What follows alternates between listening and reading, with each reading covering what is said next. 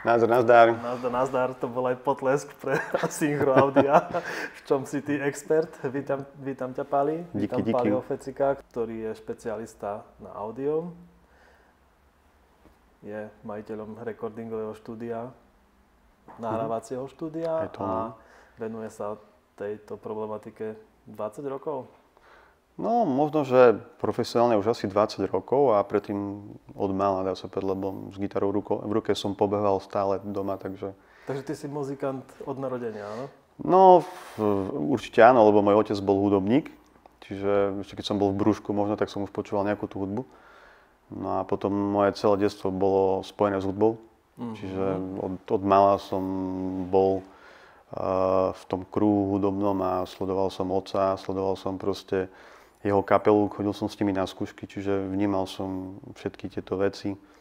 A potom, keď už som bol trošku starší, tak som sa nejak k tomu, z toho sledovania som sa dostal aj k tej aktivite a začal som aktívne hrať na gitare. Fíha. Tak my sa poznáme asi 20 rokov, keď ma moja pamäť neklame. No. Ešte z mojej prvej firmy. Sice tá firma ešte doteraz existuje, ale ešte z inej firmy, kde sme spolupracovali. Áno. Cez našich známych sme sa spoznali. Bolo to... V Spišskej Novej Vsi. V Spišskej Novej Vsi. V podkrovnej kancelárii. Zadimenej. Kde tam všetko bolo možné, všetko sa tam mohlo diať. No, bolo to miesto, kde bola centralizovaná vlastne kreatíva v Spišskej Novej Vsi. A nielen v Spišskej Novej Vsi, takže bol to krásny priestor, kde sa dalo stráviť kopec krásneho času a hlavne kopec srandy. No, tak vtedy bolo srandy. Neurekom požehnanie by som povedal. Super. Čo ďalej? Aké boli tvoje začiatky, čo sa týka tvojej kariéry? Ako, povedzme, chcem to vedieť z pohľadu zvukového majstra? Dobre hovorím? Hudobný producent. Zvukový majster. Na začiatku si to začínal ako pomocník v štúdiu alebo niekde, či? Mýlim sa? No nie, ani veľmi nie. Ja som začínal ako aktívny hudobník, kde som so svojou kapelou začal mať potrebu niečo si nahrať. Nejaký prvý demáč, niečo, čo by mohlo reprezentovať tú našu kapelu a dostali sme sa do jedného nahrávacieho štúdia úplne náhodou, bol to Slovenský rozhlas, skrz jednej súťaže, kde nám v podstate ako semifinalistom bolo umožnená nejaká nahrávka. Tam som sledoval v tom slovenskom rozhlase, ako to tam funguje, čo tam všetko je, čo všetko sa musí robiť a tak ďalej. A potom sme to nahrali s kapelou, boli sme veľmi šťastní a pre mňa to bolo také, že ma to fakt oslovilo. A neskôr som sa začal o to zaujímať takou aktívnejšou formou, že som si začal študovať, že čo všetko vlastne obnáša nahrávacie štúdio, čo všetko treba vedieť, aby sme mohli v tom nahrávacom štúdiu robiť. No a ako aktívny hudobník som stále viac a viac mal potrebu nahrávať svoje vlastné piesne. No a tie moje prvé osobné nahrávky boli, priznám sa, ako by som to... Áno, bol to magnetofón od takej nemenovanej značky, ktorá sa nosila vlastne ešte... MG-to? Nie, bolo to iné niečo. Dobre poviem, bol to magnetofón International, bol to taký dvojdek, ktorý otec doniesol z Rakúska a vlastne celé detstvo som na ňom počúval kazety. No a potom ma napadlo však, keď viem počúvať hudbu z tých kaziet, tak viem asi aj na tej kazety niečo nahrať. Tak som si zabezpečil svoj prvý mix od otca, otco mi ho požičal a som to napojil na mikrofón a takto vznikali moje prvé nahrávky mojej kapely. Čiže ty si nahrával pesničky, a keď my sme ostatní nahrávali pesničky z rádia a hitparády, ja som nahrával pesničky vlastné. Čiže ja som nahrával tie svoje prvé úlovky na tento magnetofón. No samozrejme nebola to žiadna kvalita. A tak som si zadovážil prvý kotúčový veľký magnetofón od firmy Tesla. To bolo niečo v tej dobe fakt akože wow.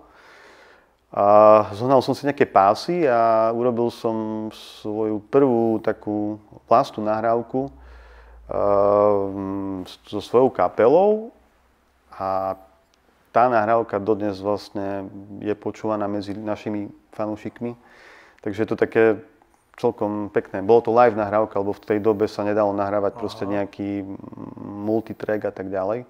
Lebo to bol stereofónny magnetofón, čiže jedine, čo sme vedeli urobiť, nahrali sme to ako kedysi Beatles a tak ďalej. Hej. Čiže takto sa to nahrávalo. No samozrejme, ešte pomedzi tú dobu sme nahrávali tiež aj v jednom nahrávacom štúdiu, ktoré bolo čisto analogové. Takže tam som zbieral tiež nejaké skúsenosti a potom všetkom som si uvedomil, že áno, chcem ísť touto cestou, ale napriek tomu som si povedal stále, že dobre, je ešte dobre ísť niekde študovať. Že dobre, chcem robiť aj to, ale chcel by som aj nejakú školu riešiť. Tak začal som študovať školu, ktorá bola úplne mimo hudobnej branže. A to ma potom prestalo baviť, čiže som školu nechal tak. Ako väčšina špecialistov a profesionálov našiel svoju cestu. A začal som sa vzdelávať vlastne svojou vlastnou osou od rôznych svetových alebo aj menej svetových, ale veľmi dobrých mentorov a tým som mal vlastne aj veľké šťastie, že som trafil fakt na ozaj dobrých ľudí. A bolo to pre mňa pekná cesta. Čiže krok za krokom som vlastne si šiel za svojím cieľom a vtedy ešte takým detským, chlapčenským snom, že proste chcem tú hudbu tvoriť a chcem ju tvoriť s radosťou, s ľahkosťou a tak ďalej. A vieš mi spomenúť nejakých tých tvojich mentorov? No jasné, hej. No. Ako môj prvý taký ozajstný mentor, ktorý bol Angličan John March. Je to veľmi šikovný zvukový inžinier, ktorý rekonštruoval paralelnú kompresiu z čias BBC. Keď vlastne v BBC-čku boli nejaké nahrávacie štúdia, kde sa točili nejaké demá pre relácie, tak nemali tam nejakú veľkú techniku. A vlastne to BBC potrebovalo nejak zmála urobiť dobrý výsledok, tak začali riešiť práve to, že ako zmála urobiť veľa. A John March, ten môj prvý mentor, on to vlastne rekonštruoval a podľa toho učil aj nás, študentov. Takže bola to pre mňa veľká výzva, lebo práve pri ňom som sa naučil, ako zmála urobiť fakt priateľný výsledok, že by sme proste nemuseli míňať veľa peňazí do veľkej výbavy. Takže on ma práve fakt naučil to, že niekedy stačí pohnúť rozumom a ten výsledok urobíme o mnoho jednoduchšie, menej pracnejšie a rýchlejšie, ako keby sme mali proste nejaké ťažké technológie kupovať a proste riešiť. Čiže ten jednoduchý hudobnícky rozum niekedy funguje viac ako nejaká ťažká technológia okolo toho. A druhý mentor... No počkaj, ešte toho si kde stretol? Johna Marcha? No to je taká zaujímavá príhoda, lebo keď som už mal vlastné štúdio, a robil som, už som si myslel, že viem veľmi veľa. Tak proste prišiel za mnou kámo, že Páli, počuj, že mám tu jedného týpka, ktorý je fakt akože celkom super a že poď na kurz, že kurz stojí toľko eur, už boli eurá, tak poď, ne, však niečo sa naučíš. A hovorím, tak ako ja viem všetko, čo chcem vedieť a proste nejdem nikam. A potom som si tak povedal, že no tak asi to nie je cesta, hej. A tak som si povedal, že dobre, idem. Tak šiel som. No a prvý deň, keď som bol vlastne s tým mentorom, s Johnom, tak som pozeral takto, že čo? Že to nedáva zmysel, proste to nemôže byť také jednoduché, hej. Tak dobre, druhý deň to isté, tretí deň to isté. No a potom som šiel domov s tými všetkými vedomosťami, ktoré mi povedal. A ja som si myslel, že už dobre, tak kurz skončil. Bol práve opak tomu, že neskončil, lebo keďže on nás niečo naučil a ja som to začal potom aplikovať do svojej praxe, zistil som, že mi nič nefunguje. Proste všetko, čo som vedel dovtedy, tak proste nebola pravda. Te zrušil celé tvoj život. A ja som bol v podstate taký, že som pochyboval, že či jeho učenie je správne, alebo či to, čo som vedel dovtedy, že či je správne, tak taký vnútorný boj bol medzi, že dobro, zlo. To poznáme asi všetci v dnešnom živote. No a nakoniec som veľakrát volal s Johnom a že John, pozri, že ako to vlastne je. A on mi povedal, že Pavel, musíš niečo robiť zle. Keď ti to nefunguje, niečo robíš zle. No a tak som si dal dobrú otázku, že čo robím zle. A hľadal som dovtedy, až kým som na to neprišiel. Niekedy to trvalo aj 3, 4, 5 rokov. Fakt? No jasné, takže... Tak to si musel riadne stiahnuť kompletne. Si všetko prekutral, prehľadal. Áno, ako bolo to boj, ale tá húževnatosť, ktorá za tým je, tak to čaká každého, kto chce urobiť nejaký výsledok. Čiže si prekutral všetky pluginy, kompletne, všetky nastavenia, všetko. Paradoxne to nie je o tých pluginoch, ale je o tom, ako pracujeme s tými pluginmi. Hej. Čiže vlastne áno, prekutral som všetko, zistil som, že nič nefunguje. Potom som zistil, no dobre, tak musím to urobiť z nejakého iného konca. Ako to robiť, aby to fungovalo? A to bola tá cesta. Takže... A vďaka Johnovi on ma naučil aj paralelnú kompresiu, ktorá bola fakt ozaj paralelnou a nie tu, čo vidíte na YouTubeových videách. Proste niekto ukáže niečo, že takto robím ja. Ale vždy vám povedia iba to B, ale čo je to A, vám nikdy nepovedia, lebo to stojí veľa peňazí a tak. A tak by prišli o prácu samozrejme, čiže snažia sa... Tak za dobré veci sa platí. Sa oplatí zaplatiť, lebo... Tak. No lebo za dobrými vecami vieš, čo je. Výsledok stojí za to, hej? Určite, ale za dobrými vecami je stále veľmi veľa driny. Čiže keď je niečo dobré, tak nebolo to tak. Hej. Bolo to proste buď rokmi, alebo tou praxou, alebo odovzdávaním tých vedomostí, ktoré sa odovzdávajú vlastne z starého majstra na mladého učňa, študenta. To je učenie majstrov. Ty si sa ako učil? No ja som sa učil, ja som samouk. Samouk, ale učil som sa od najlepších. Stále, čiže... Platil si tutoriály, lekcie? Samozrejme, všetko som si platil. Software som si vždycky kupoval. Zaplatil som za to svojim časom, ale stalo to za to, lebo tá cesta je dôležitejšia pre mňa a pre každého človeka, ktorý niečo tvorí, je najdôležitejšia cesta a cesta je cieľ pre každého. Pre každého umelca, pre každého špecialistu, experta na niečo. Ten sa nestal expertom za jeden deň, ale trvalo mu to roky a roky. Driny, problémov, tak sa to nedá. No môj druhý tutor, Vlado Meller, on mi vravel, že cesta je byť šťastný.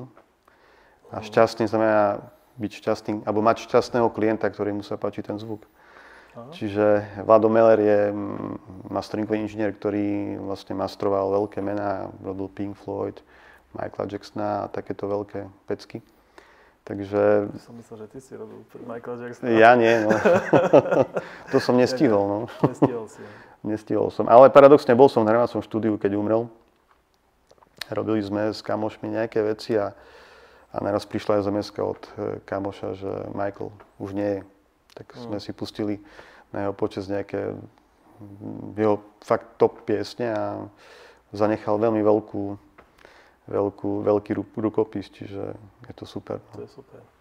No a ten Vlado Meller ťa čo naučil? V čom bol zase on expert? No, Vlado Meller ma naučil zase pozerať úplne inou optikou na tú hudbu, lebo to, čo Vlado Meller robí, alebo čo ma učil, to je vlastne ten final touch v tej hudbe. Hej.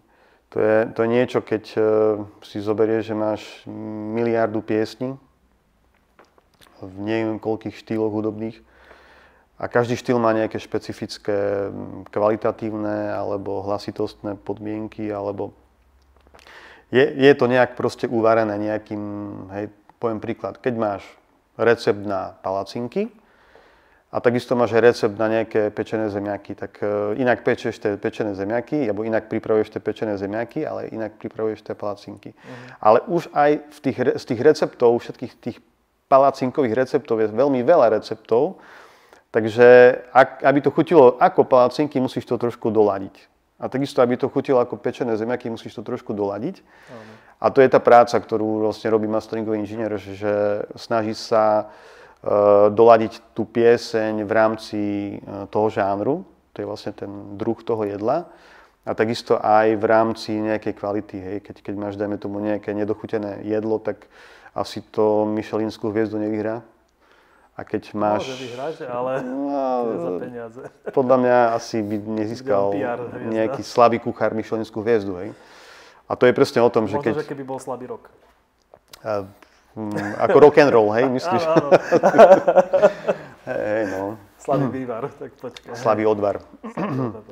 Takže dobrý recept je vlastne veľmi podstatný. No a druhá vec, čo je podstatná, je aj to dochutenie.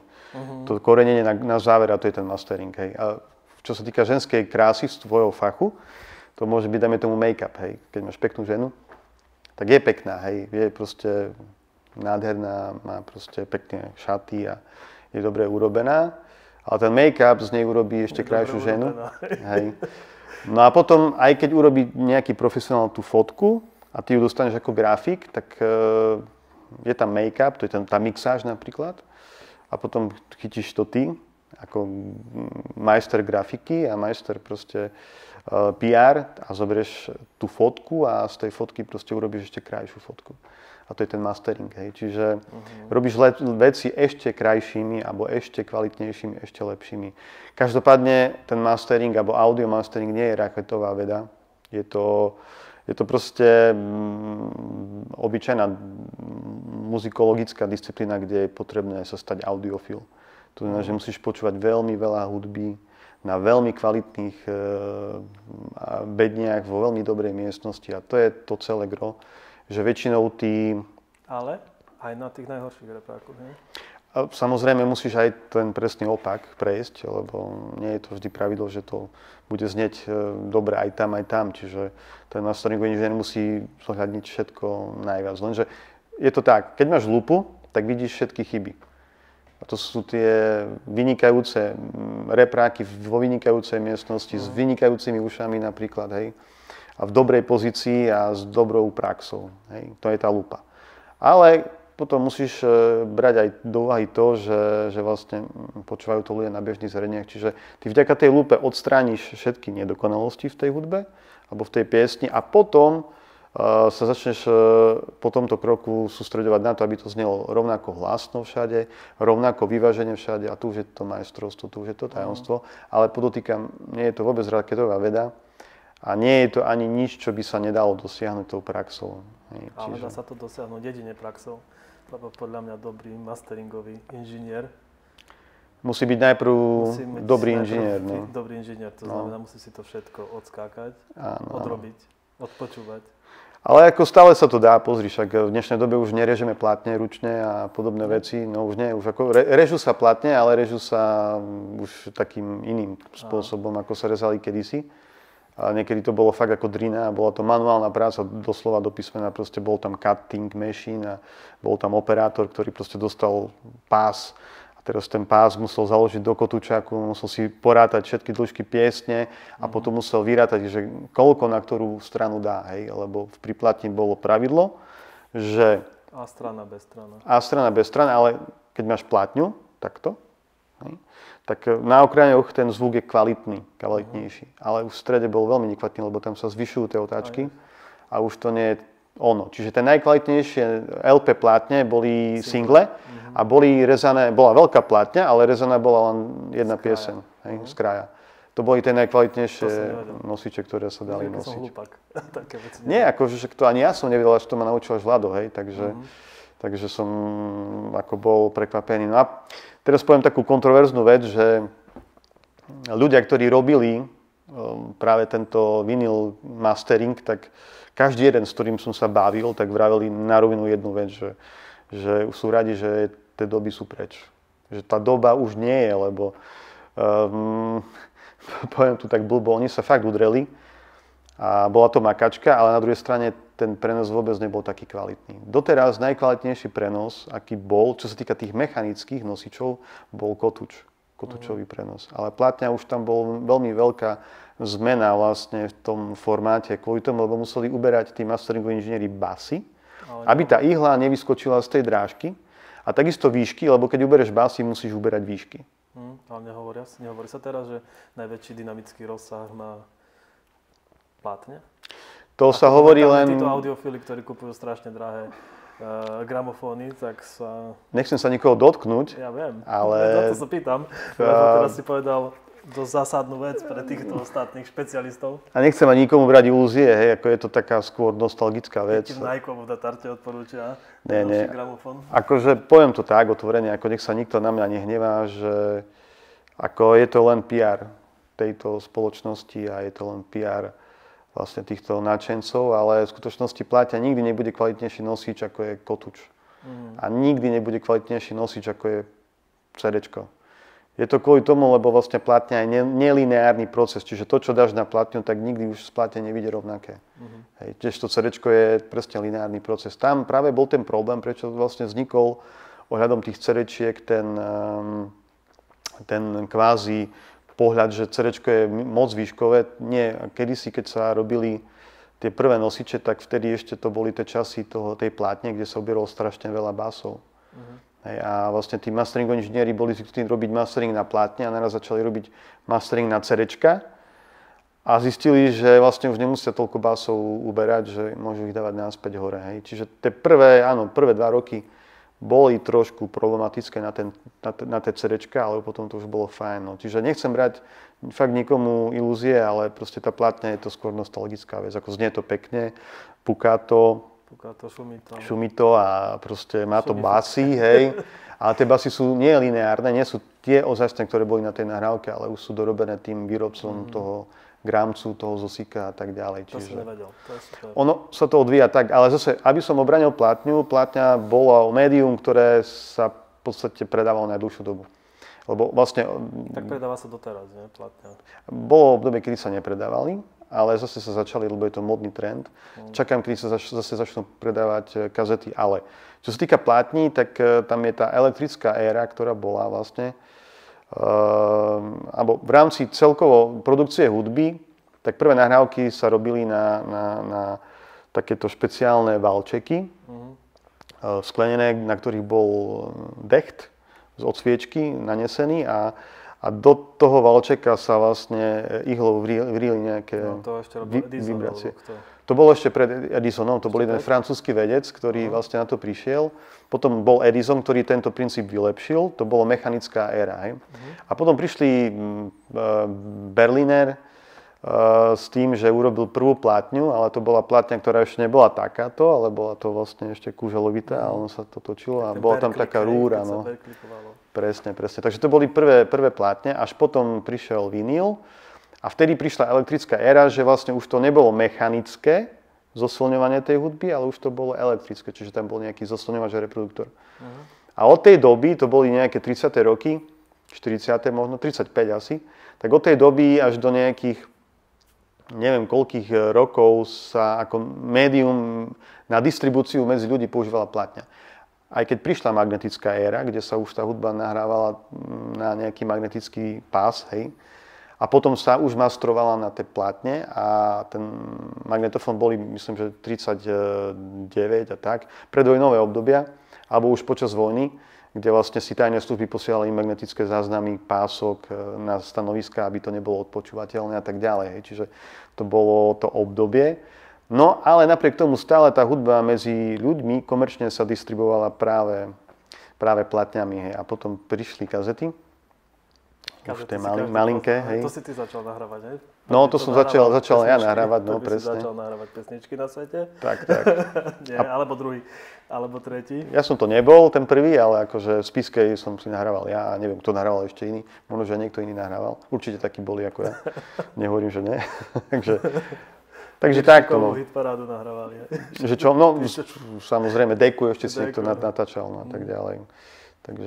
Takže takto, no. A aké sú tvoje skúsenosti? Ale ja ešte prezradím, že ty učíš hudbu a tieto veci vyučuješ, že za to si máš toľko veľa informácií v hlave, lebo to som ja napríklad o týchto veciach nepočul a si myslím, že ľudia by boli radi, keby tieto veci takouto formou počuli niekde inde. No, ja som sa stal nejakou nešťastnou náhodou aj mentor. Fakt.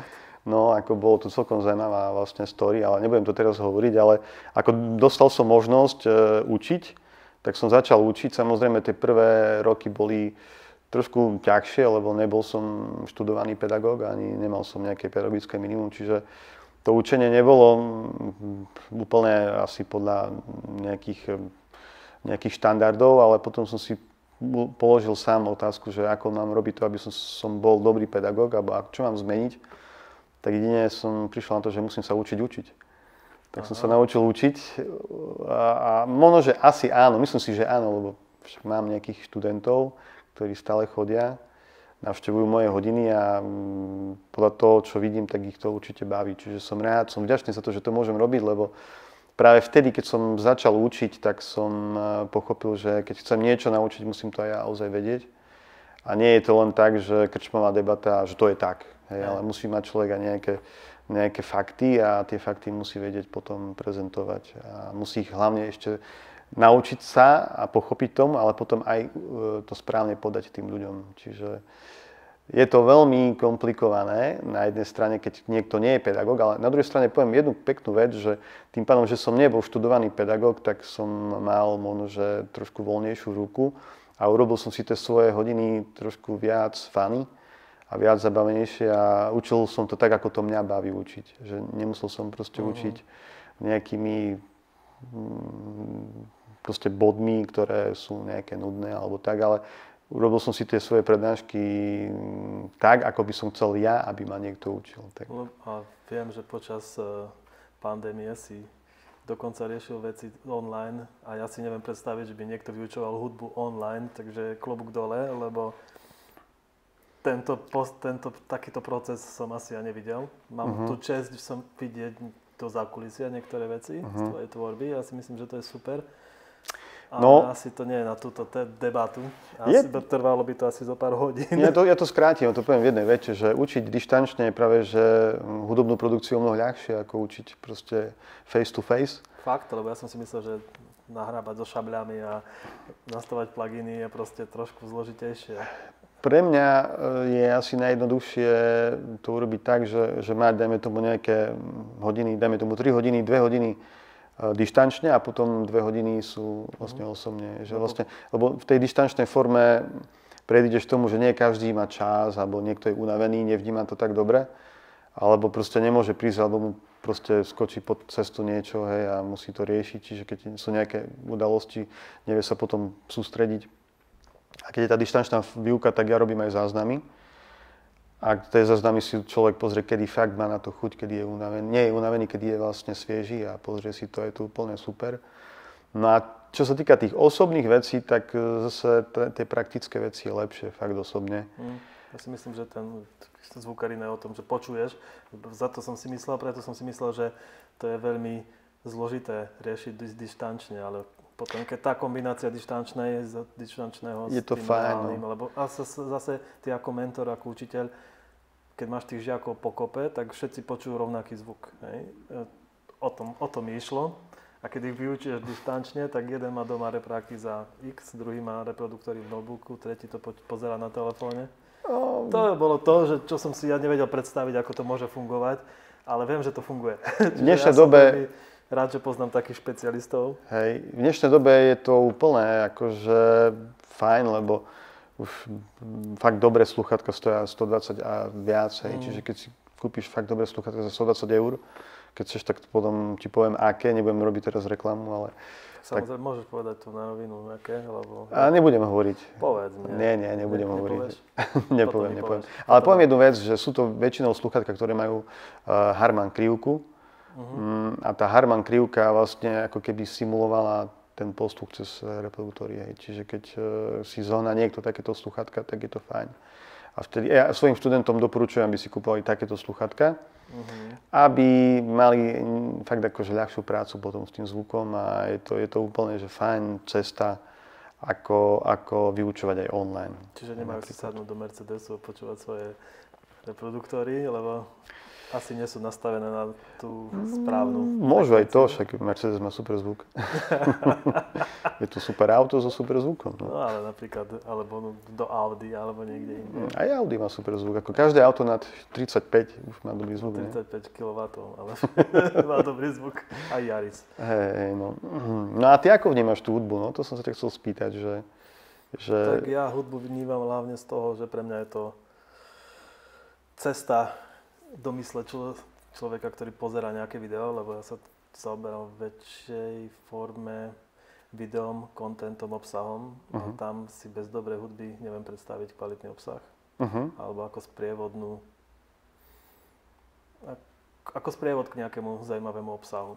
Čiže ja hudbu považujem za základ. Trošku sa aj bojím, lebo tým, že nie som študovaný hudobník a tak je to pre mňa vždycky výzva nájsť niečo zaujímavé, zaujímavú hudbu, zaujímavý tón alebo niečo a spracovať to potom do tej kompaktnej formy. Už keď nájdem to, čo chcem a čo hľadám, čo mi trvá najviac, tak vtedy to už je jednoduché. Preto vždycky som chcel vedieť robiť hudbu, a vždycky ma fascinovala tvoja práca a práca týchto ľudí, ktorí dokázali vytvoriť. Lebo môjim snom bolo niekedy si tvoriť hudbu, ale dostal som sa k tomu, že tvorím design, content a niečo úplne iné ako celok. Ale na tú hudbu som trochu zanevrel. No, to je zaujímavé, lebo teba som vždy vnímal ako človeka, ktorý má blízko k hudbe. A vždy si počúval podobnú hudbu ako ja. Čiže takto. Počúvam všetko, snažím sa počúvať všetko. A v poslednej dobe počúvam aj ľudovky, rusínske pesničky a ani by som nepovedal, že toto budem v živote počúvať, ale som rád, že existuje hudba všetkých rôznych žánrov, lebo iba ma to dokáže obohatiť. Ne? A počúvaš hudbu aj pri práci, keď pracuješ? Nie. Vtedy máš ticho, no? Vtedy mám ticho, alebo potom počúvam strašne veľa hudby, lebo striham veci, alebo tak ďalej. Čiže už popri práci, keď robíš nejaké? Tak to asi, to je ten... Je to zaujímavé, lebo ja keď som napríklad tvoril tú hudbu, tak vždy som mal taký deficit tej grafiky, alebo toho, ako ten content hudobný môže vyzerať s nejakým obrazom a tak ďalej. A musím povedať, že ty si robil moje logá pre štúdiu, a nie jedno, urobil si ich veľmi veľa. Ja som dosť náročný, tak... Ty som nevedel rozhodnúť. Rozhodný som, ale... už si sa rozhodol. Už áno, ja myslím si, že áno. Rozhodný som, len nebol som si úplne istý, že či tak dobre logo môžem použiť, vieš. Takže takto. Nie, ale fakt, akože ty si robil aj moje logá a vlastne ty máš v tej grafike veľmi blízko a ja vždy som bral aj ten obsah, ten, ktorý vidím, veľmi vážne. Teraz poviem trošku možno, že off topic, ale bol som v Guggenheimovom múzeu a pozeral som sa na tie obrazy, proste boli to obrazy, hej, je to niečo, na čo pozeráš. A ja som vždy zvyknutý ísť na to z iného konca, čiže niečo najprv počujem a potom vidím obraz. A tam som mal presne ten reverzný tok, že najprv vidím obraz a mal som si k tomu niečo predstavovať, tak bolo to pre mňa dosť ťažké, že ako to máš ty.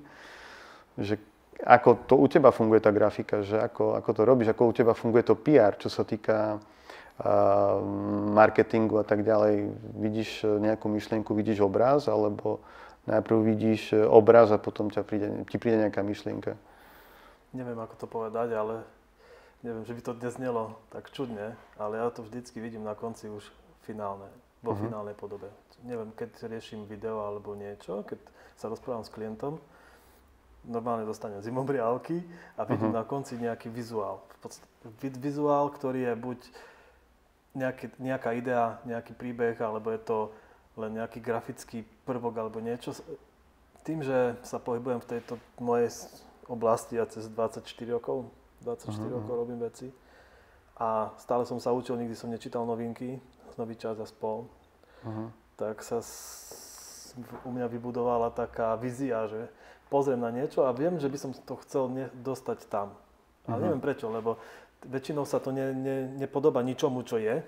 A s tým mám aj sem tam problém, že nevedia si to ľudia potom predstaviť. A ja to neviem tak dostatočne dobre popísať, ale keď sa to začne riešiť, tak oni potom povedia, to sa mi páči, alebo tak som si to nepredstavoval, ale je to úplne super. Alebo niekto povie, mne sa to vôbec nepáči, lebo je v tej hranici bežných ľudí. No, ja to beriem skoro ako vízia, ale je to také čudné, lebo potom si pripadám ako taký autista. A väčšinou aj som taký autista, že z toho si nič nerob. Ako ja by som... mám 6 timeline, 6 príbehových línií, ktoré sa pretínajú a chodia dopredu, doľava, dopravo zo pár rokov alebo zo pár vecí. A neviem, to je strašné. Moju hlavu by som neodporúčal nikomu. No ja za tú dobu, čo ťa poznám, tak som si všimol nejaké veci, že fakt ako o niečom si hovoril dopredu, dajme tomu, mal si nejakú myšlienku, nejakú víziu a my sme tak na teba pozerali, tak OK, dobre. A čo s tým, hej? A potom po 5 rokoch proste pozerám a niekto použil tú istú fintu, ktorú si nám ty navrhoval proste, hej. Čiže ako fakt, tam je nejaké to vizionárstvo proste, ktoré si už mal a proste... Tak ľudia sa musia, Ja sa rád rozprávam s ľuďmi, kedykoľvek môžu prísť so mnou pokecať a nemám problém povedať všetkým všetko, lebo čo som sa dozvedel od môjho jedného mentora, neviem jeho meno, ale tak to mám zapamätané, môžeš povedať všetko na svete tým ľuďom, keď môže to byť najväčšie tajomstvo sveta. Dôležité je, že keď to raz oni spravia, môžeš byť šťastný, že tú tvoju myšlienku dotiahli do konca, ale 99,9% ľudí to vôbec ani nezačne robiť. No je to tak? Čiže dôležité je to zrobiť a preto som otvorený a ľuďom rozprávam, čo si myslím a čo by som ja urobil, ako by som to ja urobil, lebo len na základe týchto vecí to viem posunúť ďalej. Aj toho človeka, alebo môjho známeho, ja rád posúvam hranice úplne do neznáma. No a čo ťa pri tej tvojej práci najviac naplňa? Proste, že čo ti robí radosť proste z toho? Pre mňa je najdôležitejší proces. Proces ako riešenie problémov, vytvárania niečoho nového, to je pre mňa asi gro. Ja si neviem predstaviť, že by som niečo robil na opakujúcej sa báze, alebo opakoval niečo po niekom. To nepovažujem za... Teba proste ubíja tá rutina. Mňa ubíja rutina, neskutočne. Milujem rutinu, ale rutinu takú, že vytváram niečo nové vždy. Ty potrebuješ asistenta, podľa mňa, na rutinu? Nie, ja nepotrebujem asistenta. To som mal v bývalej práci a tak ďalej. Slavo, potrebuješ asistenta. Ako na čo? Potrebujem asistenta, že by som hovoril asistentovi, čo má robiť. Ja nemám na to čas, že by som mu niečo rozprával a ho navigoval jeho životom. Lebo ja som nenavigovateľný. Ja vidím víziu a cieľ na konci a medzi tým zo pár košatých cieľov a potom to je len cesta. Či snažím sa splniť cieľ a medzi tým sa môžem dostať úplne niekde inde.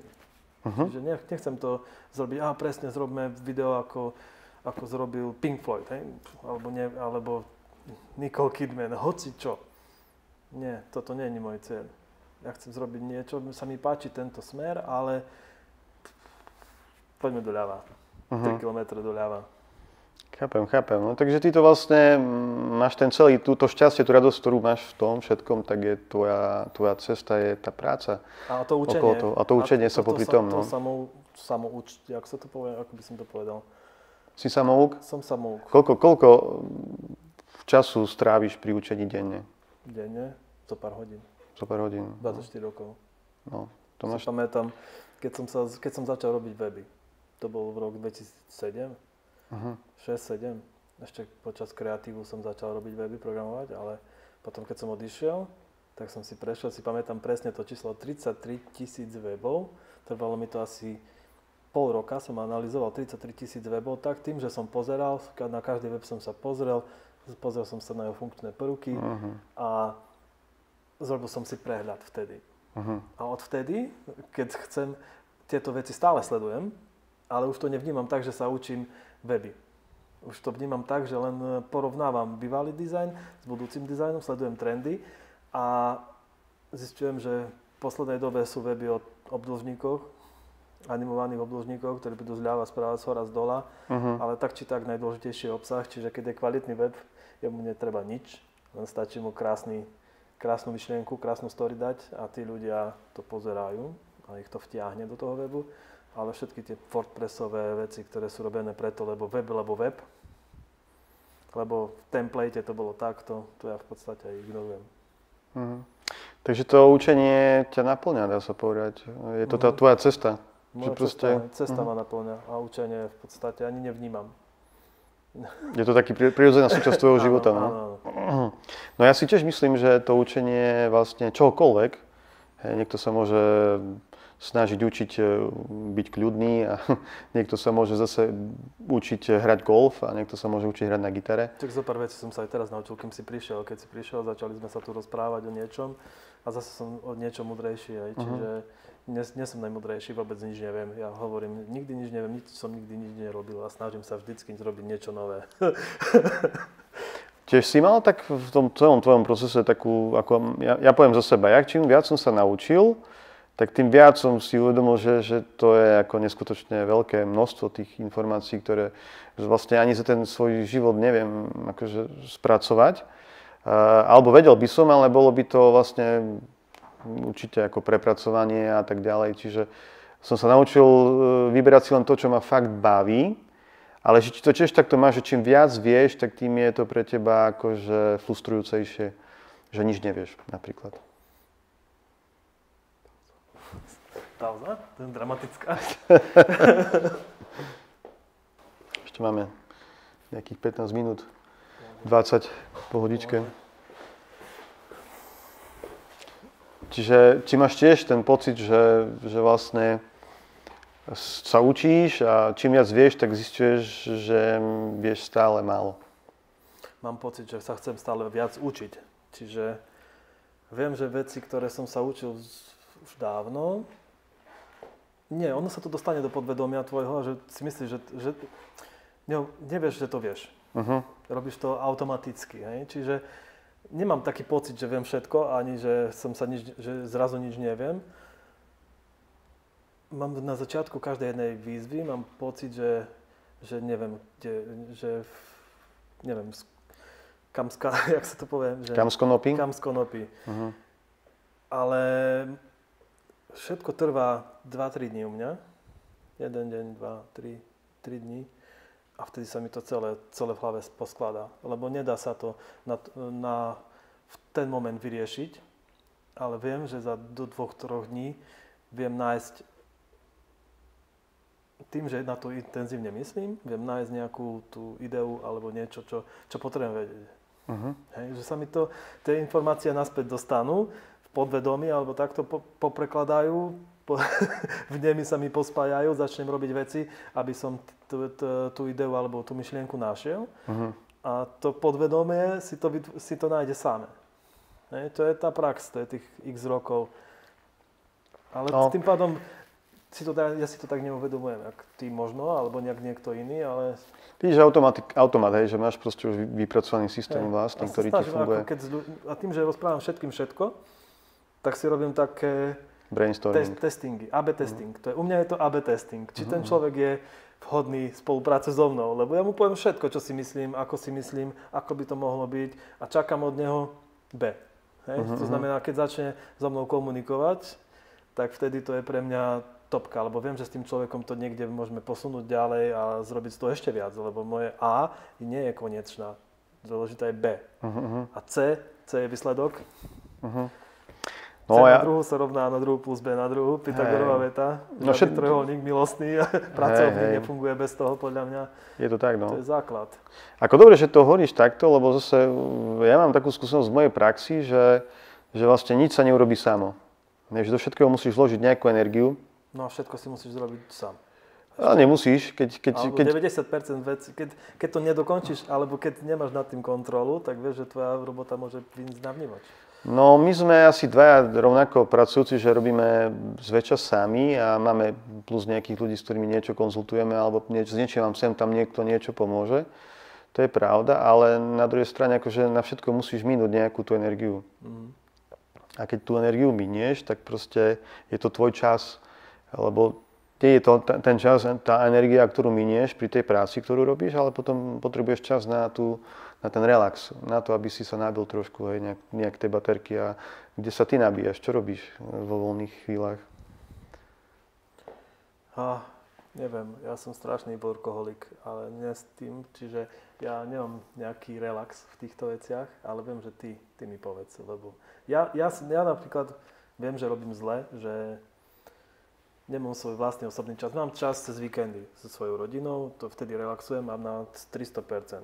Moji dvaja synovia a moja žena, vtedy som odovzdaný, snažím sa nerobiť.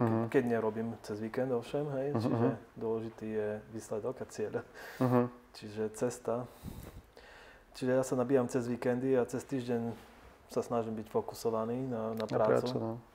Ale viem, že ty sa vieš Chcel by som ešte robiť jednu vec, chcel by som sa dostať do fázy, alebo v podstate už som v tej fáze, že by som začal cvičiť, že začnem cvičiť a pravidelne sa pohybovať, lebo tento môj životný štýl, ako nie, že život, že by som sa prejedal alebo niečo robil, ale sedavé zamestnanie, práca od rána do večera, 10 káv denne, 5 káv, to je jedno koľko, nie je dlhodobo udržateľný, by som povedal.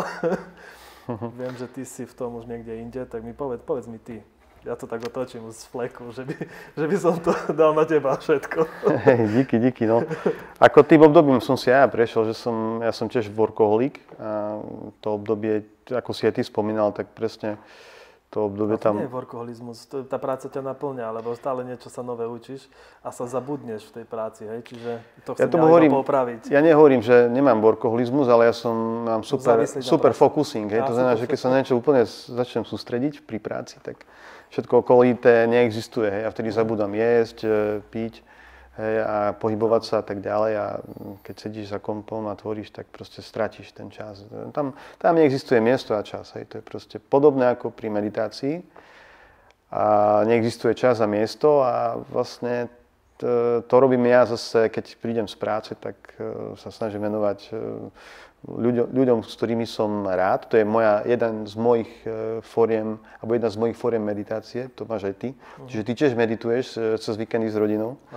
A ešte meditujem každé ráno, keď idem do práce, lebo chodím do práce 70 km doľava a 70 km naspäť. Čiže mám tú meditáciu, hodinovú meditáciu ráno a večer, keď odchádzam. Čiže ráno si čistím myšlienky a večer si čistím hlavu. To je veľmi podstatné, no. To je iba čas fakt pre teba, no.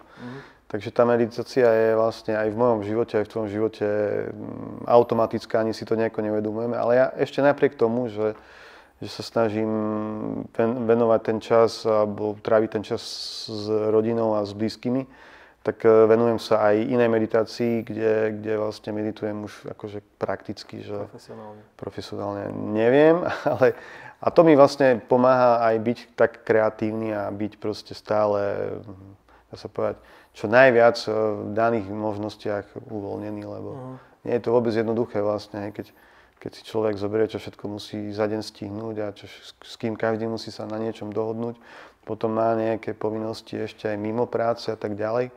A častokrát ľudia zabúdajú na to, že vlastne musia mať aj čas na seba. Hej. Ja vždy hovorím jednu vec peknú, že vlastne dobre, tak vyhovieš, keď si zamestnaný niekde v práci. My sme freelanceri, čiže my sme sami sebe. Hej, zamestnávateľia, ale keď je niekto pracujúci v práci, tak dobre, vyhovieš svojmu šéfovi, potom vyhovieš svojej manželke alebo manželovi, potom vyhovieš deťom, potom vyhovieš susedom, ale kedy vyhovieš sebe. Hej, a to je presne ten čas, kedy by človek mal vlastne robiť niečo, čo ho naplňa, čo ho baví. Proste niekoho môže naplňať ísť si zaplávať, niekoho môže naplňať si ísť, dajme tomu zacvičiť do fitka, ale niekoho môže proste naplniť len tak, že si sadne niekde v lese a pozerá sa a pozoruje a tak ďalej proste, hej. A niekoho zase môže naplňovať meditácia cielená a tak ďalej, čiže je viacero spôsobov, ale vždy tvrdím jednu vec, že každý z nás a práve my v tejto branži je nutné robiť aj to duchovné nejaké zabezpečenie, nielen to fyzické, čiže mať peniaze, mať proste byt, mať auto. To je tá jedna časť, hej, toho života, ktorá je nutná, ale my v dnešnej dobe vlastne tú materiálnu hodnotu, dá sa povedať, že ignorujeme a vlastne nestaráme sa o toho nášho ja vo vnútra. O tú mašinu. No, presne. O to naše ja, hej, o to intimné, čo tam máme. Proste vždy sa snažíme vyhovieť tomu systému, hej, a tak ďalej. Čiže ja sa snažím meditovať čo najviac. Samozrejme, čo najviac to je, keď mám raz za deň hodinu, tak som rád, hej, že sa k tomu dostanem. Niekedy sa mi podarí aj viac a niekedy vôbec, lebo ten čas sa nedá. A potom tráviť ten čas v prírode. No, tá príroda je pre mňa veľmi podstatná a zistil som, že keď jej mám málo, tak potom niečo tomu môjmu ja chýba. Hej. Áno.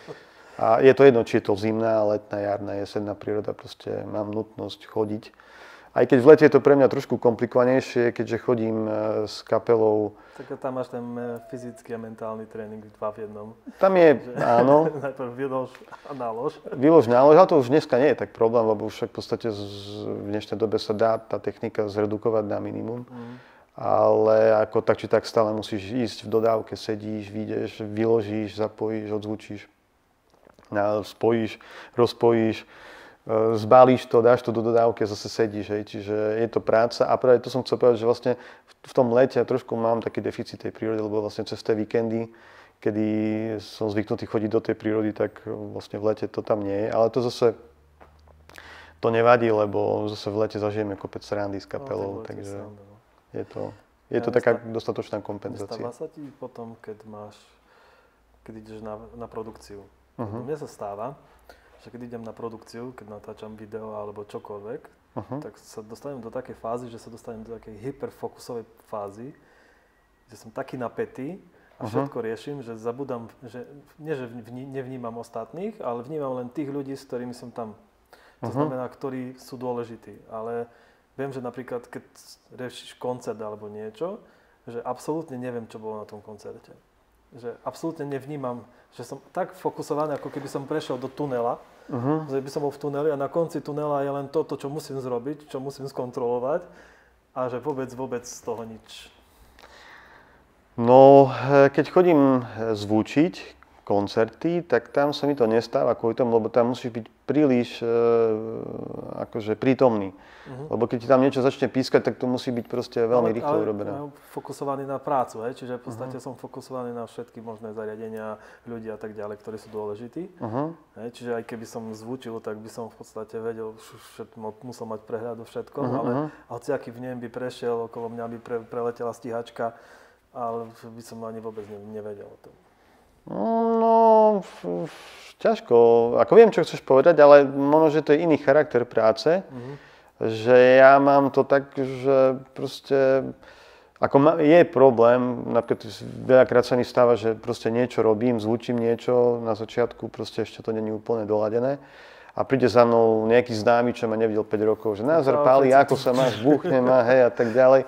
A on chce, aby som sa s ním bavil, ale proste ja mu tak musím povedať slušne, že počkaj chvíľku, daj mi minútku, 2, 3, ja si to tu doladím a potom sa budeme spolu baviť, hej, čiže áno, viem, čo chceš povedať, že vlastne musíš niektoré veci vedieť vyfiltrovať, dať bokom, urobiť to, čo je nutné a potom už keď to máš, že už to fachčí samo. A potom, keď ten stres opadne, tak pre mňa to je jak do kolien. Hej, že ťa to tak akože... Pre mňa to dá dole úplne, že... No ja to nemám. Som rád, keď sedím v aute hodinu napríklad, že v podstate... Že vypnem stroj. No ja to teraz už nemám, ale niekedy som to mával. Keď som robil skôr, tak som bol taký, že som mal problém akože to nejako si to zadeliť a urobiť si proste nejak poriadok v tom, že čo je nutné, čo nie je nutné. A potom som bol príliš fokusovaný, príliš napätý. A potom, jak som už stratil ten fokus, jak som sa uvoľnil, tak vtedy to akože to telo ti vypne, hej, viem, čo to je. Ale na druhej strane je to dôkaz len toho, že ti na tých veciach záleží, vieš. Hej, že proste... To sa mi stávalo aj pri tom, keď som robil dizajn niekedy, že som sa dostal do toho, že do fázy, že alebo jedna vec je deadline a druhá vec je nepredvídateľný deadline, to znamená zavolať ti niekto a potrebujem to včera, alebo teraz a mám na to hodinu a vtedy z nemožného dostať nemožné. Toto sú vtedy tie, že späty vyťahuješ nápady a potom to je ten istý princíp. To je to isté. To mám aj ja niekedy. A či je o polnoc alebo 3 hodiny ráno a vtedy musíš vyskočiť, sa prepnúť do módu americký zabijak 3, americký ninja 3 a zvládnuť to. Hej, no poznám to tiež, ako mám niektoré deadliny, ktoré sa nedajú stihnúť. Ja to vždy hovorím, je to deadline, ktorý sa nedá stihnúť. Nemôže na počkanie za zroky do 3 dní, hej? Ale nejak sa to vždy potom urobí a tam potom príde taká otázka, že či by som tak nemohol všetko robiť, hej, v takom rýchlom móde. Ale potom ti príde odpoveď, že nie, lebo proste práve to hneď na počkanie, čo aj ty poznáš, to proste nie je vždy úplne to, čo ten klient chce zaplatiť. Hej. Že on vlastne síce chce, ale potom zistí, že ale až tak sa mi to nepáči. On to nechce, hej. On to potrebuje a vtedy nerozmýšľa, lebo chce. Lebo potrebuje teraz dá čo chcem. Teraz my potrebujem do Vianoc, najlepšie je štvrtok, v piatok potrebujem brožúrky vytlačené. Ty rozmýšľaš na čo? A však ti ale až po sviatkoch dám. No to nevadí. No, či by som mal ich teraz, keď môžem dať potom tlačiť? Nie, on ich chce teraz. Čiže proste oni chcú a nevedia na čo. A pol galaxie v podstate zobudia kvôli tomu, že oni chcú blbosť. Hej? nepodstatnú vec. Ale oni sa vlastne potrebujú tiež tú cestu si prejsť, vieš, to je normálne. Takže treba ich niekedy proste im povedať... Alebo sa naučiť povedať nie. Ja si myslím, že aj to je tá cesta. To som sa ja učil veľmi dlhú dobu povedať nie, lebo proste však vieš, ako robíme obidvaja prácu, kde sa živíme sami. A keď ty povieš nie, tak na budúce to už nemusí byť táto ponuka z tejto strany. Poznáš, tiež si prišiel určite od nejakých klientov, ktorým si povedal, že sorry, že teraz nemôžem. A oni si našli niekoho iného a už s ním dlhodobo spolupracujú. Ale ja hovorím vždy, že vesmír to tak zaradí, že je to tak, ako to má byť. Proste ty by si mal ako freelancer sa, nie len ty, ale každý z nás, proste, ktorý freelancuje alebo ktorý robí pre niekoho druhého nejaké veci, tak by mal vedieť svoju cenu. A keďže tú cenu vie, tak si vie potom aj uvedomiť, že ale ja chcem byť zdravý aj o 10 rokov a chcem mať proste spožiadaný život, čiže vždy budem robiť radšej menej práce, tak aby som sa uživil, ale nemusím sa vyvážať na nejakom Porsche, hej, napríklad. Čiže... Máš nejakých takých klientov, ktorí vyslovene zrobili z toho, že si sa narobil ako... Že veľa som pracoval a nemal som zaplatené, alebo... Že som zrobil komplet celý dizajn na celú produktovú radu s brandom, so všetkým pre človeka, ktorý mal strašne veľa peňazí, apartmány v Tatrách. A keď som mu dal faktúru a dopredu vedel koľko, tak povedal, že mi to nezaplatí reálne.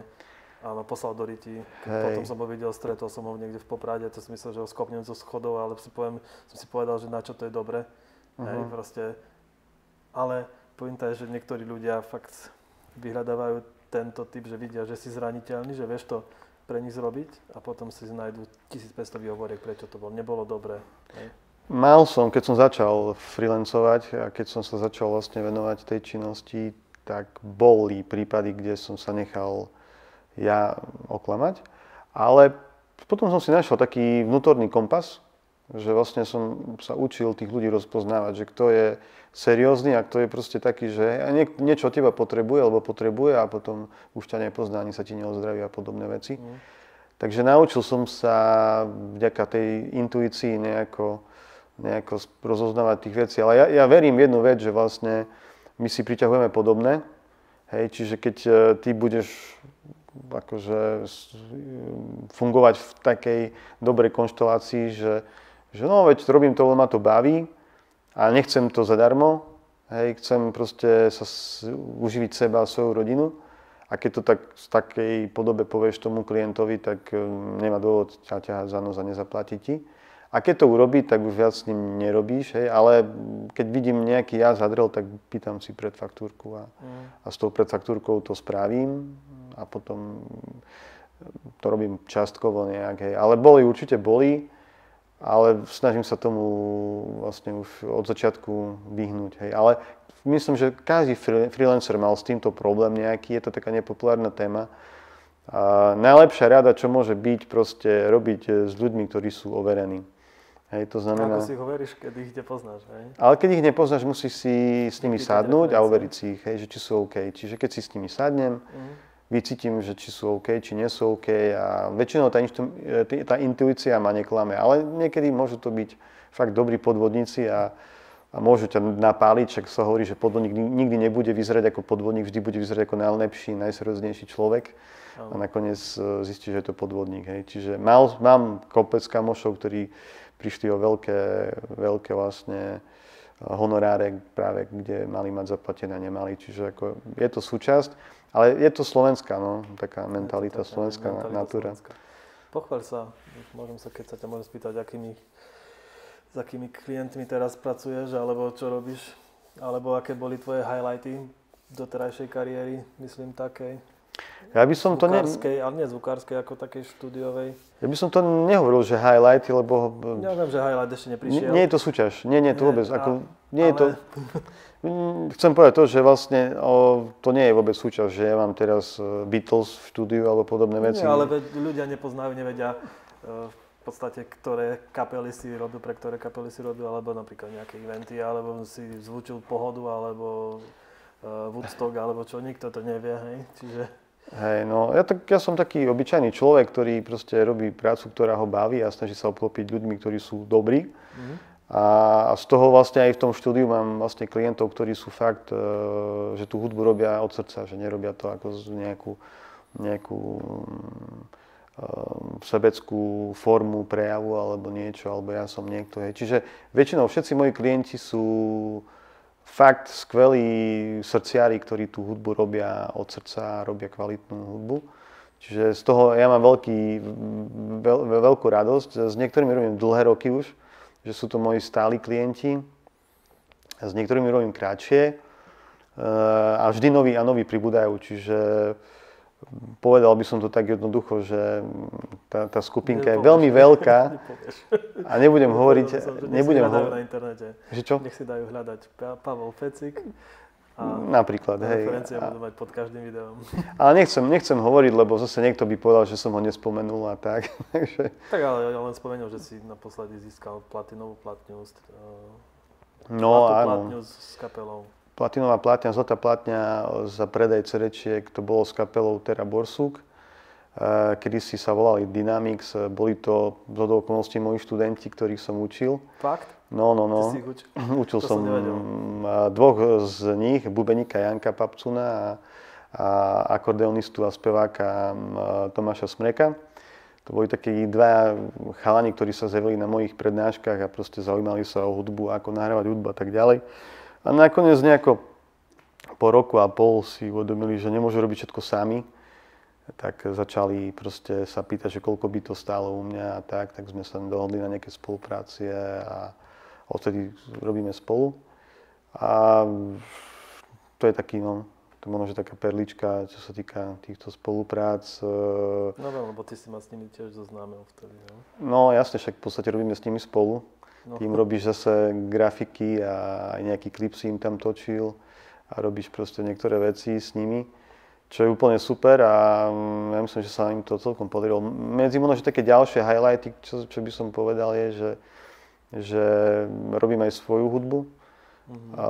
Čiže ja som asi ten najnáročnejší klient. No to sa nechaj, to je najhoršie robiť niečo pre seba. Hej. No a čo sa týka toho live, tak tam môžem menovať, lebo tam sa nikto nebude hnevať, že som ho nespomenul, tak tam som zvučil aj veľké mená, aj menšie mená, aj svetovo známych umelcov, zahraničných a tak ďalej.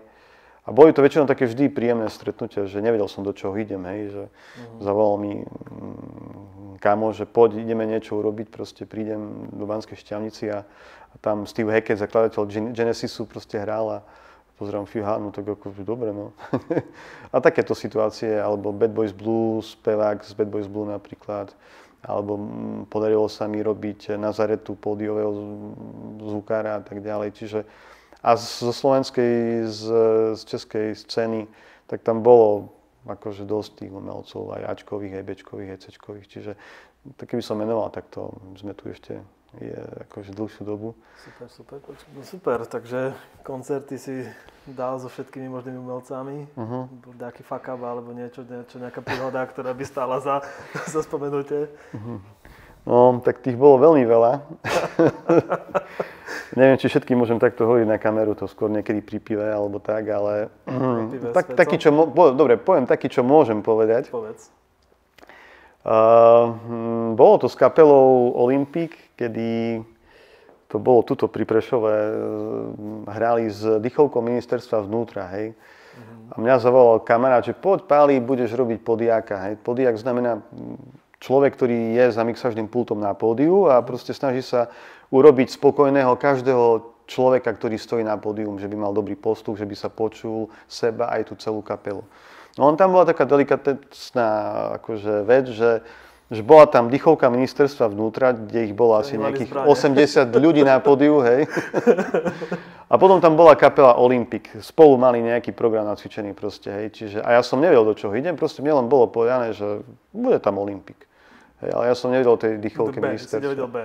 Hej, nevedel som to Bčko, no a tak som prišiel a teraz pozrel som sa na mixážnu konzolu, ktorú som tam mal, tak bola tam mixážna konzola od Yamahy, s ktorou som robil prvýkrát.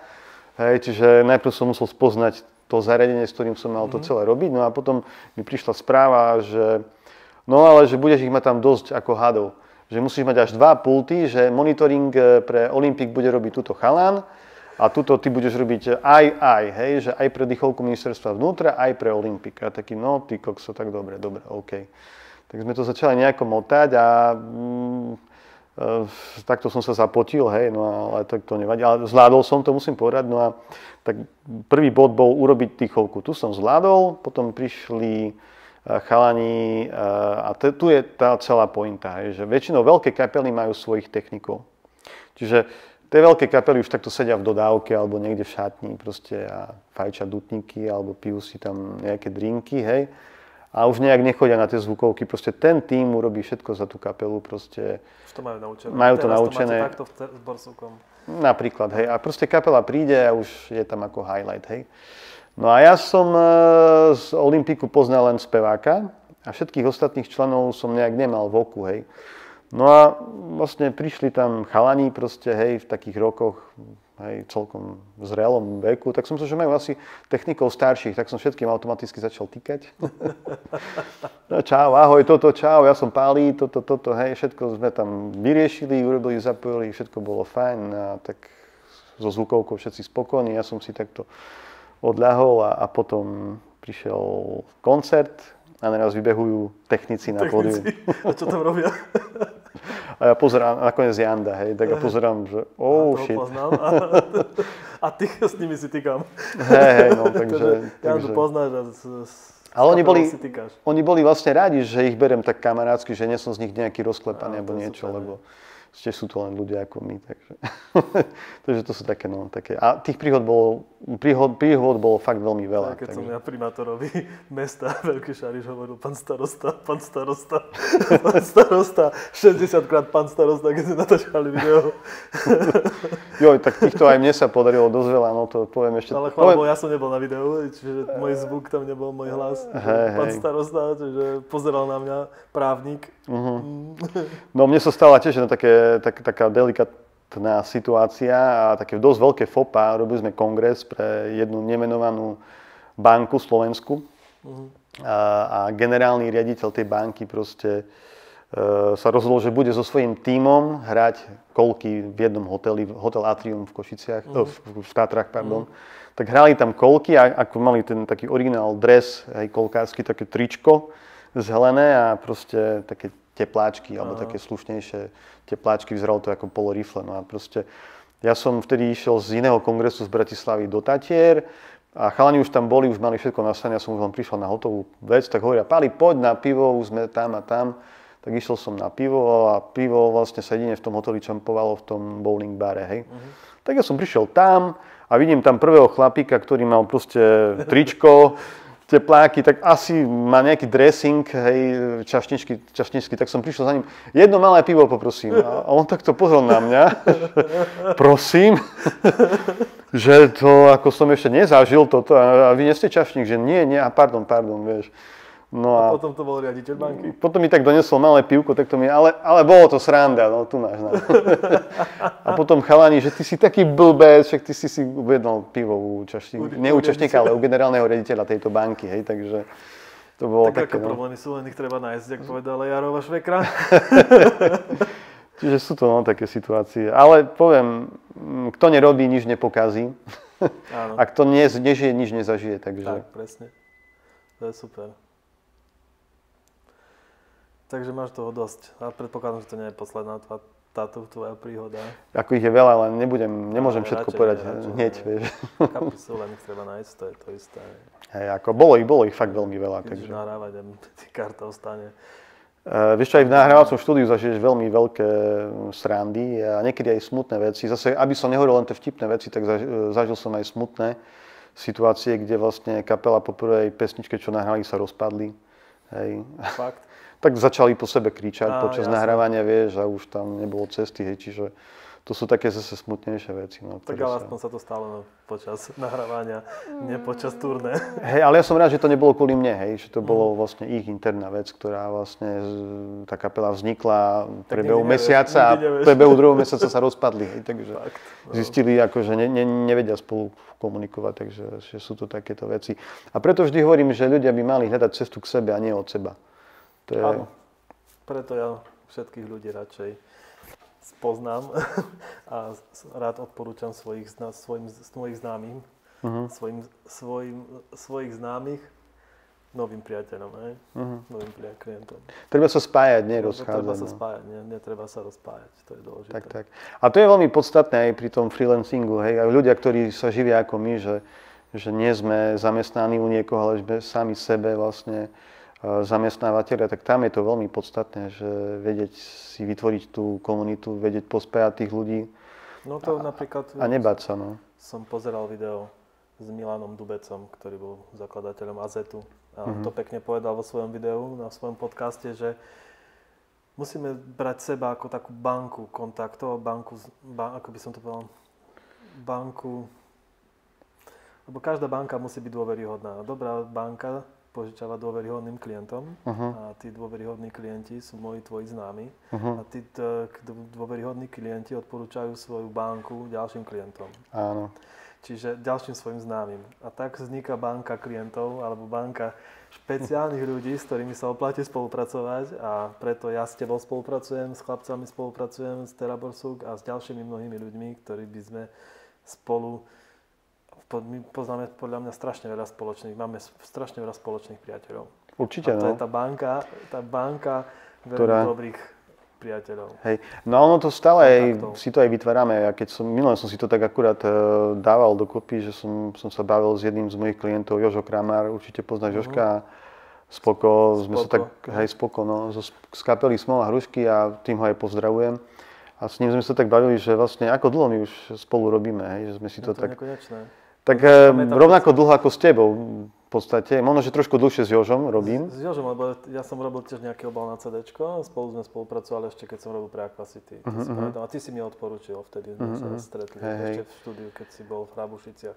Tak, no. A tým som vlastne aj chcel povedať, že vlastne všetky tie spolupráce, ktoré vydržali dlho, tak tam nie je len tá spolupráca, že vlastne tak máme obchod, máme biznis, proste hej, buď ja platím teba, alebo ty platíš mňa, ale tam vznikajú proste tie hlboké kamarátstva, hlboké proste banky, hej, viac menej tých ľudí a tam to v podstate krásne funguje. Ja ako častokrát aj vnímam a vždy aj hovorím ľuďom, že by sa nebali ísť za svojím snom proste, lebo práve aj v týchto takých debatách, ktoré sú, tak vlastne tí spoloční známi ťa niekedy môžu, keď sú to ozajstní priatelia, tak ťa posunú. Ti povedia, veď skús to, choď za tým, neboj sa, ja ti pomôžem. Ozajstní priatelia, presne. To dovolia, alebo ťa posunú ďalej. A práve v tej kreatíve, v ktorej robíš aj ty, tak tam je to veľký fenomén, lebo tam vlastne všetci sa bojíme nejakej konkurencie a tak ďalej. Ale sa bojíme osloviť nových ľudí, lebo nevieš, či to vyjde. Či sú práve tí, s ktorými sa oplatí spolupracovať. No, tam zase toto dôležité. Presne, ale ja vždy... Či to nebol stratený čas, lebo pre mňa je najdôležitejší čas. Keď sa mám nejakým aj s klientom, alebo keď niekto pre mňa robí, alebo ja pre niekoho robím, tak pre mňa je ten čas dôležitý. Keď pre neho robím, idem na 100%, aj ten klient očakáva ten výsledok 100%, 105%. A keby som strátil ten čas, neviem si to predstaviť. Hej. No. A nestojí to za tie peniaze. Potom, hej, proste tá cesta bola zbytočná.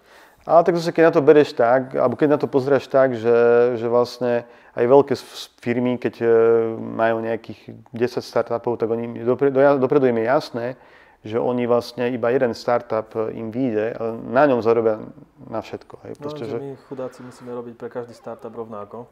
Áno, jasné, ale... Jasné. Ale chápeš ma, čo ti chcem povedať, že vlastne netreba sa báť, akože dobre, však nie všetky spolupráce môžu dopadnúť úplne dobre, ale niekedy proste nikdy nevieš, že čo a vlastne... To máš ako... Tiež sa ma jeden z nami teraz pýtal, no, že Pali, tebe je super, ty robíš proste prácu, ktorá ťa baví. A ako tak sa z toho vieš aspoň uživiť a vieš proste... Ty nič nerobíš, len sedíš za počítačom. Ja ani nesedím za počítačom. Ale ja by som to takto nebral, vieš, ale je to fakt, že my robíme fakt prácu, ktorá nás baví a nemusíme proste niekde šrubovať auto, hej, alebo podobné veci. Nás to možno nebavilo, možno, že by sme boli najlepší šrubovači. Nikdy nevieš, ale sme proste... to došrubovali do detailov, že keď to došrubuješ, dotiahneš do šrubu. Ale práve táto možnosť nám dáva vlastne to, že môžeme si ten svoj čas inak vážiť a prehodnocovať. Spájam to s tou tvojou, hej, že ten čas ti nikto nevráti. A tu je ten zádrel, keď robíš sám na seba, dobre to poznáš, že proste tá voľba toho času tvojho je úplne komplikovaná, lebo vieš, keď nič nerobíš, nič nezarobíš. Keď vieš, že robíš, tak zarobíš. Keď vieš, že čo máš robiť, aby si... Musíš robiť na sebe, čiže nikdy sa nestane, že nič nerobíš, stále robíš na sebe, ale minimálne na sebe. Aj. Presne. No minimálne na sebe je tá najväčšia... Investícia do seba. A je to to najväčšie bohatstvo, ktoré robíš proste, hej.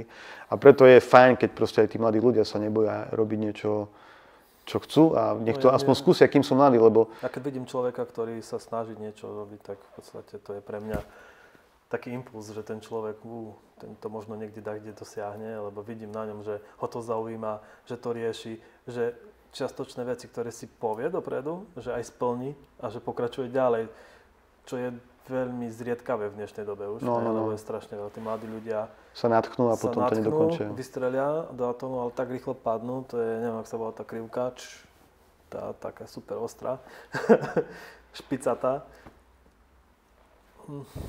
Keby si ešte raz mohol vybrať, čím sa chceš živiť, čo by to bolo? Hudba. Super. Hudba, ale ešte môj sen bol architektúra. A to som si splnil, lebo som si založil stavebnú firmu, čiže tam sa pomaly dostávam, ale hudba je to, čo som vždycky, to bol môj sen. Pekne. Stále mám také v hlave, že kúpim si nejaké audio zariadenie, ale viem, že by to neskončilo pri jednom, pri druhom, ale pri 150 a pološtúdiu, ale stále mi to vrta v hlave, že hudba je to, čo by som chcel možno trošku viac vedieť. Možno, že by si sa mal prihlásiť ku mne do školy. S radosťou, keď budem mať trošku viac času, čo je veľmi málo. Tak rád by som... Ja sa radšej s tebou budem rozprávať a budem s tebou spolupracovať, lebo takto z toho dosiahnem ešte 150%. Keby ja som sa niečo učil a snažil sa dosiahnuť aspoň 20%, oveľa rýchlejšie a lacnejšie a to bude mať s tým profikom. Ja to tak beriem, že radšej sa budeš spájať s profikmi, s ľuďmi, ktorí to vedia. S tou svojou bankou, vieš. S mojou bankou. Banka je úplne super. Pekne. Banka nápadov, lebo je to banka nápadov, či už v hudbe, či už v kapeli a tak ďalej. Na to si ty banka. Ja som banka na také iné nápady, na kontakty z inej sféry, možno investičných a takých všelijakých ľudí. Takže banka nápadov, banka kontaktov. Super. Vítaj v mojej banke kontaktov. Tak by som mohol mať podcast. Mám aj nejaké klientské číslo, alebo takto? Z tých najnižších čísel. Z tých najnižších či najvyšších? Z najnižších, ako myslím, z tých prvých čísel, tých stálych klientov. Moje šťastné číslo je 8, vieš, tak dúfam, že je to 8. Ste verní zákazníci. Verní zákazníci sa hovoria, ale to my nie sme zákazníci spolu. My sme coworkery, ako branč, ako ďalšia divízia banky. Podbanka kontaktov. Tak. Máš ešte nejaké otázky, čo by si... Ja neviem, ja by som to ukončil, ale chcel by som to ukončiť takou jednou otázkou, ktorú tu mám pre svojich známych z tejto banky. Že keby si mal všetky možné prostriedky, finančné alebo akékoľvek, čo by si urobil? Pre svet, pre seba alebo pre kohokoľvek? Určite by som nerobil pre seba, ale robil by som pre ľudí všeobecne.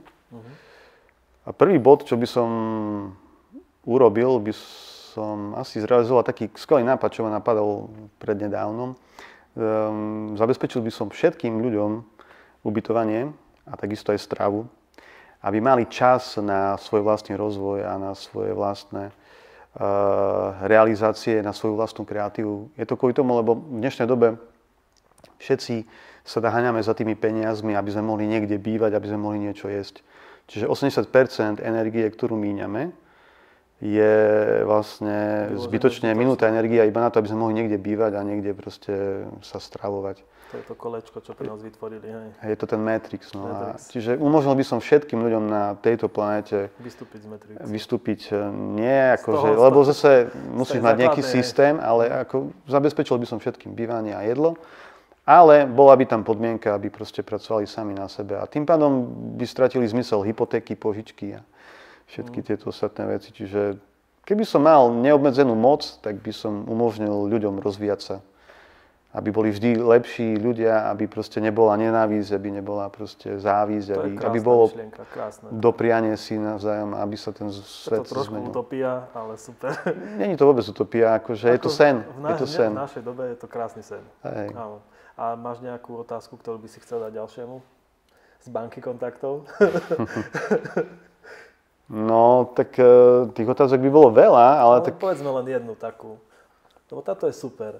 A tu dal Igor. Ale napríklad možno, že to niečo iné napadne. Najkrajšia otázka, ktorú sa môžeš opýtať človeka, je, že či má rád to, čo robí. Áno. Takže posúvam otázku ďalej, že či ten dotyčný host, ktorý tu bude s tebou, či je rád s tým, alebo tým, kým je a to, čo robí. Super. Tak ti veľmi pekne ďakujem za veľmi dobre strávený čas. Ďakujem. V perfektnom rozhovore, ktorý mi dal podľa mňa dosť veľa a dúfam, že sa vidíme už na budúce.